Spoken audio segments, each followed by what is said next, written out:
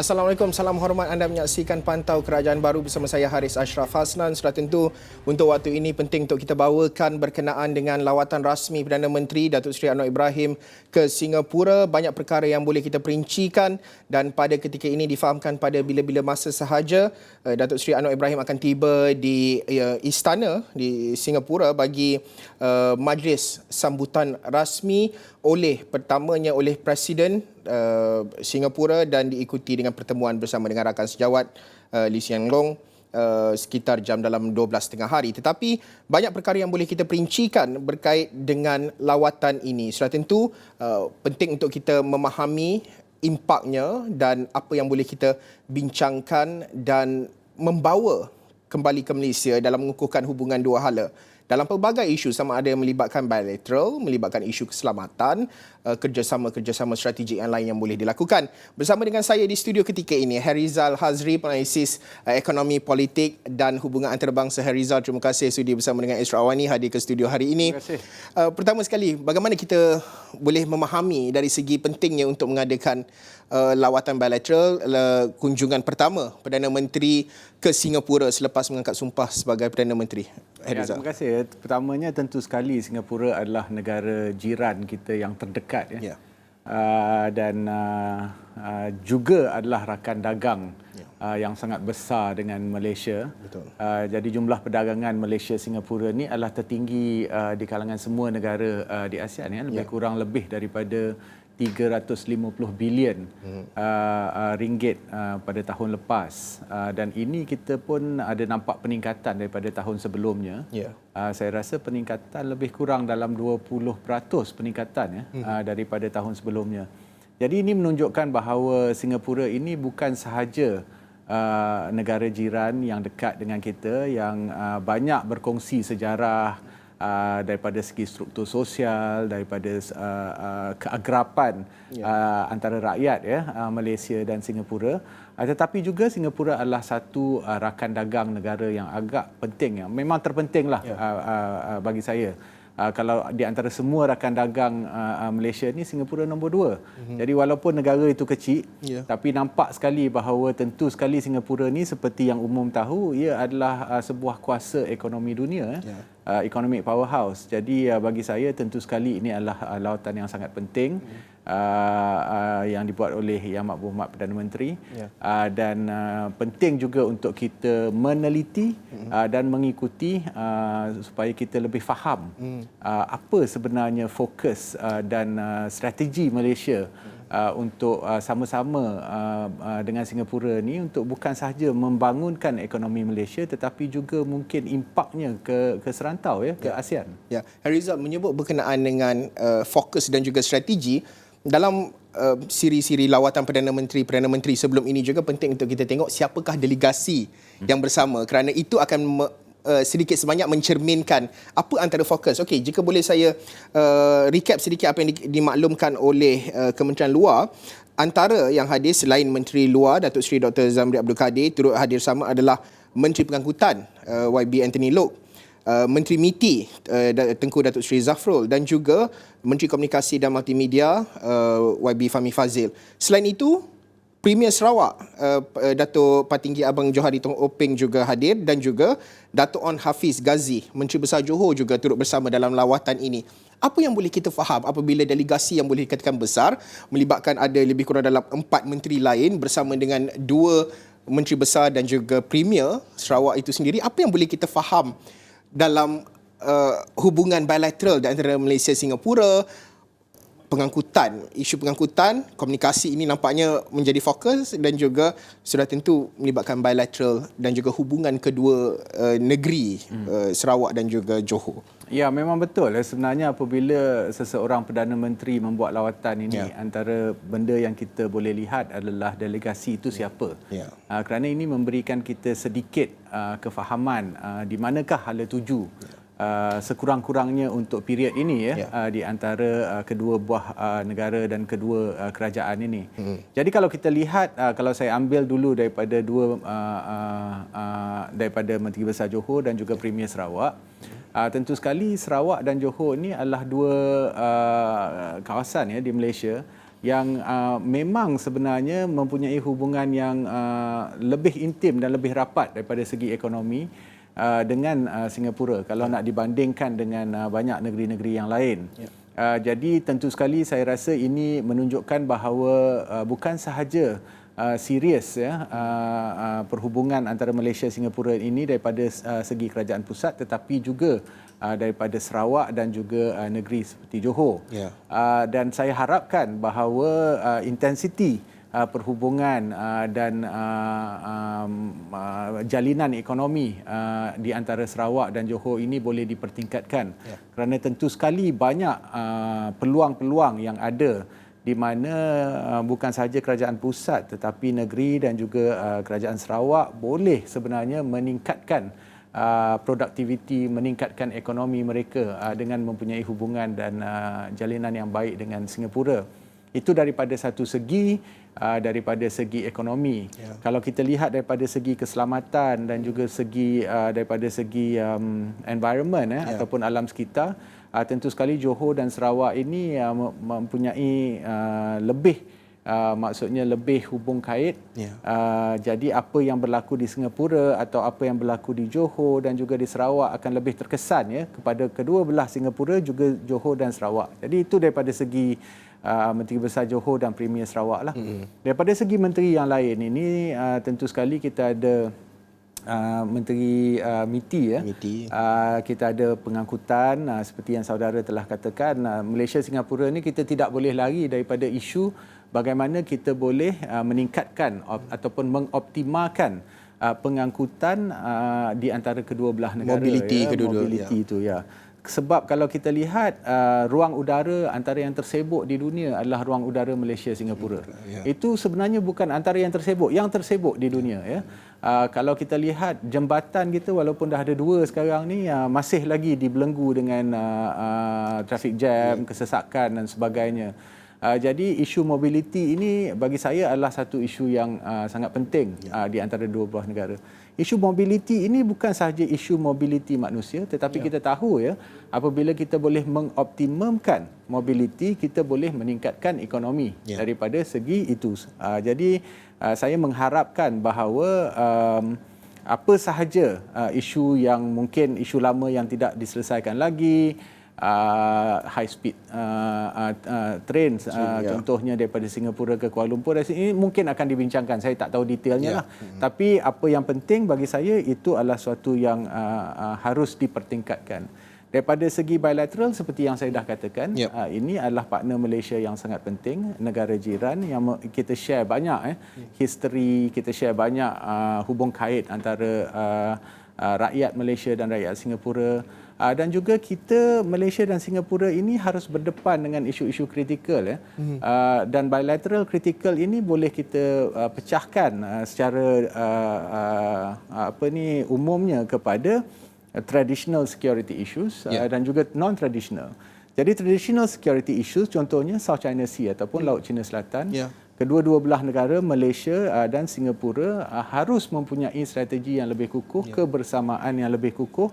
Bagaimana untuk kita mendepani isu-isu Laut Cina Selatan ini, terutama dengan negara China contohnya. Ini satu kuasa besar yang juga mempunyai banyak influence dan juga interest di dalam isu Laut Cina Selatan ini. Sarawak tentu sekali terkesan juga apabila kita bercakap tentang isu Nine Dash Line tuntutan China, South China Sea. Itu kira yang tradisional yang tradisional yang lain juga ada pertindihan kawasan antara Malaysia dan Singapura, economic zone dan sebagainya. Economic zone dan juga pertindihan kawasan seperti isu Pulau Batu Putih dan beberapa lagi yang harus bagi saya Malaysia dan Singapura harus mencipta satu hubungan yang lebih transparan untuk menyelesaikan perkara-perkara ini. Jadi itu daripada yang tradisional. Yang non-tradisional ada juga isu environment.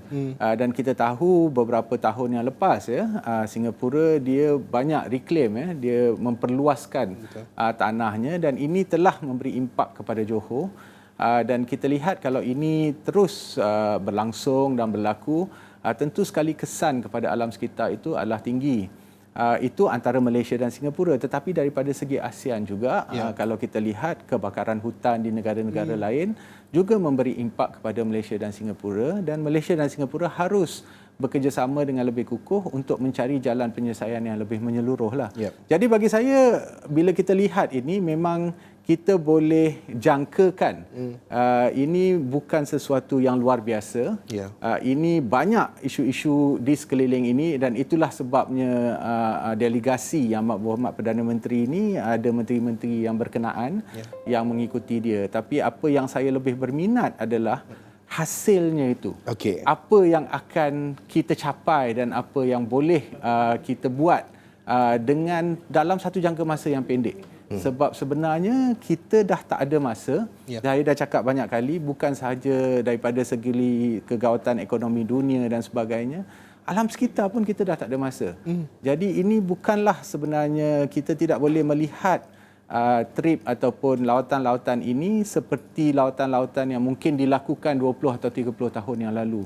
Pada hari ini, lautan-lautan ini harus menghasilkan jalan kerja yang produktif, yang konstruktif dan immediate untuk kita dapat mencari jalan penyelesaian yang lebih menyeluruh, bergerak ke hadapan. Sudah tentu penting juga untuk kita telitikan menuju ke hadapan. Itu saya akan bawakan dalam blok seterusnya. Kita nak melihat kepada apakah bentuk ataupun MOU yang bakal ditandatangani dan disaksikan oleh kedua-dua pemimpin dalam pertemuan kali ini. Itu selepas ini akan saya bawakan. Tetapi Harizal, sebelum kita berhenti rehat, pandangan Harizal melihat kepada fokus menuju ke hadapan dalam hubungan dua hala ini, bagaimana pentingnya untuk mengukuhkan hubungan ini, kerana kita tidak mahu, sebagai contoh, isu Pulau Batu Putih, isu-isu tradisional ataupun non-tradisional yang disebutkan tadi, mungkin itu sedikit sebanyak akan meretakkan hubungan. Tapi penting untuk Malaysia dan juga Singapura mencari titik persamaan itu, dan ketelusan itu bagaimana boleh diwujudkan antara kedua-dua negara, kerana kita tidak mahu balik ke Malaysia nanti ada yang berbunyi itu, ada yang berbunyi ini, nak tuntut semula dan sebagainya. Harizal, dia tentu sekali macam negara Malaysia dan Singapura ini, tentu sekali kita mempunyai banyak isu yang kita tidak boleh selesaikan secara serentak. Ini adalah historical, isu-isu yang lama dan juga beberapa isu yang akan datang. Dan tentu sekali kita akan mendepani pergeseran-pergeseran yang mungkin berlaku. Tetapi apa yang lebih penting di sini bagi saya adalah kedua Perdana Menteri harus mencari cara bagaimana untuk ada hubungan yang lebih transparan antara Malaysia dan Singapura. Maksud saya adalah kita tidak boleh melihat Singapura ini sebagai antara negara yang kita mempunyai termanya bilateral. Bilateral ini adalah hubungan biasa antara dua negara. Hubungan antara Malaysia dengan Singapura ini sepatutnya lebih mendalam. Kerana kedua Malaysia dan juga Singapura tidak boleh menafikan bahawa kita ni saling bergantung. Competition itu tentu akan ada. Orang kita ni bila bercakap tentang Singapura, kita nak macam kita lebih baik daripada Singapura. Dan Singapura bila bercakap tentang Malaysia ni, dia rasa macam sampai bila pun kita harus melihat Malaysia ini sebagai competitor. Tapi itu semua boleh translate ataupun diletakkan di atas platform yang lebih positif dan produktif. Jadi competition is good, tetapi bagaimana nak manage competition itu? Dan pokok pangkalnya bagi saya hubungan yang lebih transparan di antara kedua kerajaan, dan juga mewujudkan rangkaian yang lebih intensif di antara rakyat di Malaysia dan juga di Singapura. Bagaimana kita nak lakukan itu? Kita harus mempunyai atau menambah baikkan hubungan-hubungan di antara institusi-institusi yang lain. Institusi akademik di Malaysia dengan Singapura, student exchange, sports exchange, youth exchanges dan sebagainya. Ini boleh membawa kepada satu era baru bagi saya di antara Malaysia dan Singapura. Kalau kita lihat pada hari ini, terutama sekali saya, generasi saya, kalau saya di universiti dulu pun, kita mungkin akan ada student exchange dan hubungan yang lebih kerap, yang lebih intensif dengan negara-negara lain. mungkin dengan Jepun because of look east policy dulu ataupun United States of America Amerika kerana itu tradisinya ada hubungan exchanges dan sebagainya. Tapi Singapura juga mempunyai universiti yang antara yang ternama di dunia. Mempunyai research houses yang ternama di dunia. Persoalannya kenapa kita tidak ada hubungan yang intensif di antara institusi-institusi ini dengan Singapura. Bagi saya kalau kita nak melihat daripada segi politik yang tinggi sahaja, itu tidak akan dapat diselesaikan kalau kita tidak mempunyai struktur yang kukuh yang boleh betul-betul menampung supaya hubungan antara dua negara ini akan menjadi lebih baik dan lebih terbuka lah. Jadi bagi saya pokok pangkalnya, titik permulaannya adalah hubungan yang lebih transparent, yang lebih terbuka, dan ini harus dibuat ataupun translate into memperkukuhkan hubungan antara layer-layer yang berbeza di dalam negara ini. Akademia, research houses, think tanks, dan juga pertubuhan-pertubuhan youth ataupun pertubuhan-pertubuhan sivil antara Malaysia dan Singapura. Okey, Harizal, kita nak berhenti rehat seketika. Selepas ini bercakap berkenaan dengan nak mengukuhkan hubungan dan pelbagai lagi ada MOU yang akan ditandatangani dan disaksikan oleh pemimpin-pemimpin. Kita nak berhenti rehat seketika. Kita akan bersambung selepas ini.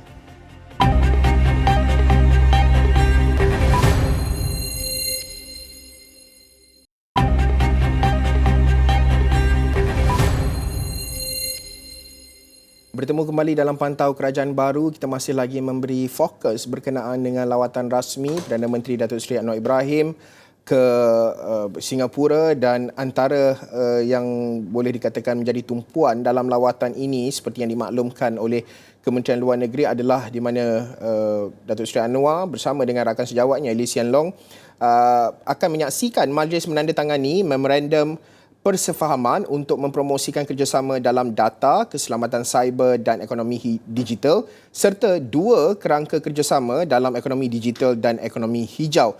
Masih lagi bersama dengan saya, Harizal Hazri, penganalisis ekonomi politik dan hubungan antarabangsa.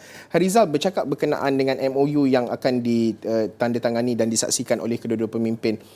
Menarik untuk saya bawa dalam perbincangan kita non-traditional issue. Sebelum ini kita cakap tuntutan Laut Cina Selatan, kemudian dari segi pencerobohan laut dan sebagainya. Tetapi penting juga untuk kita teliti dari segi jenayah rentas sempadan seperti jenayah cyber. Ini antara perkara yang akan menjadi fokus tumpuan kedua-dua pemimpin dalam lawatan kali ini.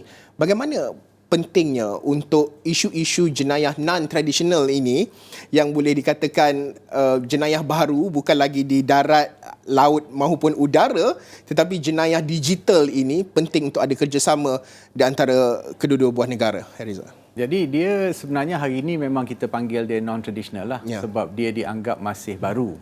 Tapi mungkin 20-30 tahun daripada hari ini, isu-isu ini akan menjadi traditional issue lah. Dan kita akan melihat kepada isu-isu yang baru pula non-traditional pada waktu itu. Seperti yang kita sedia maklum, apabila kita bercerita atau bercakap tentang digital ni, dia merentas sempadan.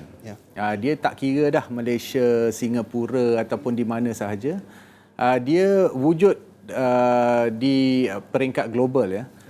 Jadi bagi saya, Malaysia tentu sekali kita harus meningkatkan aktiviti ekonomi digital kita. Sebab ini adalah satu peluang yang sangat besar untuk pemain-pemain ekonomi kita mencari peluang di dalam alam ekonomi digital itu sendiri. Tetapi pada masa yang sama, kalau kita tidak memperkukuhkan atau mempertingkatkan keselamatan digital kita, tentu sekali kita tidak dapat mempertingkatkan ekonomi digital. Kerana di situ ada penjenayah-penjenayah yang wujud yang akan menghamparkan kita punya usaha-usaha untuk mempertingkatkan ekonomi digital ini. Jadi Singapura berbanding dengan Malaysia, dia jauh terkehadapan daripada segi digital security. Jadi bagi saya, kita harus memanfaatkan hubungan antara Malaysia dan Singapura supaya bukan sahaja kita dapat belajar, tetapi kita dapat bersama-sama dengan Singapura untuk mencari jalan bagaimana kita boleh menangani isu jenayah digital ini yang sebenarnya tidak mengenal boundary. Jadi walaupun kita melihat ini adalah lawatan antara Malaysia dan Singapura ya. Perdana Menteri Malaysia ke Singapura. Tetapi saya nak ingatkan, apabila kita bercerita tentang digital ini, kita tidak boleh berfikir di dalam kerangka Malaysia, Singapura. Kita harus berfikir dalam kerangka yang lebih global. Tetapi pada masa yang sama, kita agak bernasib baik kerana kita mempunyai jiran yang lebih terkehadapan daripada segi cyber security. Jadi agak penting bagi saya untuk kita sama-sama mempelajari dan juga meningkatkan hubungan supaya kita dapat meningkatkan taraf kita. Seperti yang saya katakan, kenapa itu penting? Kerana ini dapat membantu ya untuk kita mengembangkan ekonomi digital. Jadi kalau kita lihat pada lawatan ini, dia ada dua di situ. Dia ada cyber security and digital economy. Jadi ini pada hari ini kita seringkali tidak boleh memisahkan dua ini lagi. Apabila kita bercakap tentang cyber security, antara komponen yang utama di dalam cyber security itu adalah digital economy. Memang ada komponen yang lain ya daripada cyber security ini, seperti serangan cyber, data safety dan security dan sebagainya. Tetapi digital economy itu adalah satu komponen yang sangat besar. Dan perbankan sendiri antara Malaysia dan Singapura itu, seperti yang saya dah katakan, ini adalah rakan niaga kita yang tinggi. Jadi untuk kita optimumkan perniagaan antara Malaysia dan Singapura, terutama sekali untuk SME kita dan juga untuk rakyat ya yang menggunakan platform digital untuk berdagang dan sebagainya, tentu sekali kita harus mempertingkatkan keselamatan di antara bank-bank di Malaysia dan bank-bank di Singapura. Kalau dah lebih daripada 350 bilion setahun, tetapi standard cyber security kita masih sangat jauh, masih lemah, macam mana kan? Jadi bagi saya ini sangat penting dan saya berharaplah apa yang boleh dikeluarkan daripada lawatan ini adalah sesuatu yang boleh dibuat dengan segera. Nah, bercakap tentang itu, kalau boleh saya tambah sikit. Saya sebenarnya tidak begitu berminat untuk melihat MOU apa yang akan ditandatangani. Dalam pengalaman saya ini, penandatanganan MOU ini dah jadi macam sebahagian daripada atur cara majlis. Maksudnya apabila Yang Amat Berhormat Perdana Menteri Malaysia, siapapun dia, pergi ke mana negara sekalipun, seakan-akan kita harus menandatangani MOU untuk menampakkan bahawa ada hasil lawatan ini. Mungkin 30 tahun yang dulu MOU ini okey ya. Bila kita lihat MOU, nampaknya kita boleh mempertingkatkan hubungan dari satu segilah di mana MOU itu ditandatangani. Tapi untuk hari ini kita dah tak perlukan memorandum of understanding bagi saya. Apa yang kita perlukan is action plan. Apa yang kita perlu buat. Dan pada saya punya pengalaman lah, MOU ni dia punya follow up dia sangat-sangat rendah. Maksudnya apabila Perdana Menteri pergi satu negara, dia sign 10 ataupun dia melihat bear witness of the signing of the MOU, 10-15 MOU sekalipun. Kalau dapat 10% tu kita follow up pun dah kira baik. Sebab kita ni ada sesuatu yang bagi saya agak mengerikan lah tentang macam mana Malaysia ni manage kita punya international relations dan kita punya seriousness keseriusan kita ini di dalam menghasilkan sesuatu yang betul-betul konkret. Seringkali saya lihat MOU dah ditandatangani tapi follow up-nya sampai ke 4-5 Perdana Menteri yang seterusnya pun belum ada follow up lagi. Jadi ini yang saya khawatirkan. Bukan saya kata tak perlu ada MOU. MOU itu perlu. Tapi apa yang saya nak katakan pada hari ini, MOU itu dah hampir irrelevant. Sebab apa yang kita perlukan is concrete strategic plan yang boleh diimplementasi dalam satu jangka masa yang cepat. Dan saya harapkan kalau boleh Perdana Menteri, ini harapan saya sebagai rakyat biasa di Malaysia ini, kalau ada MOU itu, letakkan deadline kepada agensi-agensi yang berkaitan dan kena lihat apa dia punya follow up dia. Kena ada jadual. Dia kena pergi balik kepada PMO contohnya dan bagi tahu PMO, ini jadualnya. Jangankan kita sign MOU tu tak ada jadual. Kita kena ada sign MOU tu dah ada jadual. Hari ini kita dah sign MOU, lagi 3 bulan apa kita nak. Lagi lepas 3 bulan tu apa kita nak dan apa hasilnya kepada kita. Itu yang pertama. Yang kedua ni, bila kita sign MOU ni, sebenarnya perincian itu orang tak tahu pun. Bila kita cakap kita nak sign MOU ekonomi digital dan sebagainya, seakan-akan semua orang faham. Betul. Sebenarnya kita rakyat biasa tak tahu pun apa dia benda tu. Apa sebenarnya, kenapa MOU ini perlu ditandatangani? Apa impaknya kepada kita? Jadi saya harapkan kalau boleh kerajaan pada hari ini mendalami perkara ini dengan lebih baik dan berikan keterangan yang lebih tak perlu komprehensif. Tetapi daripada segi bullet point pun, okey, Perdana Menteri akan ke Singapura. Inilah perkara-perkara yang akan dibawa. Kenapa perkara ini penting? Apa yang kita nak capai dan bila kita akan capai? Timeline tu kena jelas. Kena jelas. Sebab saya rasa rakyat Malaysia sekarang ini memerlukan itu. Itu yang orang nak. Action plan itu. Kita tak nak majlis dah. Kita dah cukup dengan majlis. Kita dah cukup dengan seronoknya ramai yang tengok Perdana Menteri kita sampai, ada majlis di sana, majlis di sini dan sebagainya. I think rakyat Malaysia pada hari ini nak results. Dan seriousness to get the result tu is very important, very paramount. Jadi saya harapkan ini dapat diperincikanlah pada masa-masa akan datang. Herizal, itu juga apa yang disebutkan oleh Herizal, antara perkara yang disebutkan oleh Datuk Seri Mamunah Mahmad Sharif, pengerusi UN Habitat, dalam temu bual saya sebelum ini, juga menyatakan bahawa di bawah UN Habitat ketika ini mereka tidak lagi menandatangani MOU tapi AOA, Agreement of Action. Dan ini amat penting sekali untuk kita menterjemahkan kepada rakyat untuk memahami dan juga rakyat faham dengan jelas apa yang kita nak bawa, apa pelaksanaan kita dan sebagainya. Herizal, terima kasih sudi bersama dengan kami. Herizal Hazri, Penganalisis Ekonomi, Politik dan Hubungan Antarabangsa, berkongsi pandangan dan cetusan idea melihat kepada lawatan rasmi Perdana Menteri Datuk Seri Anwar Ibrahim ke Singapura. Dan surat itu kita akan membawakan pelbagai lagi perincian lanjut susulan daripada lawatan rasmi ini. Rakan setugas Ridaudin Daud juga berada di sana untuk membawakan perkembangan-perkembangan terkini dari semasa ke semasa. Sekian sahaja Pantau Kerajaan Baru untuk waktu ini. Saya Haris Ashraf Hasnan. Assalamualaikum, salam hormat.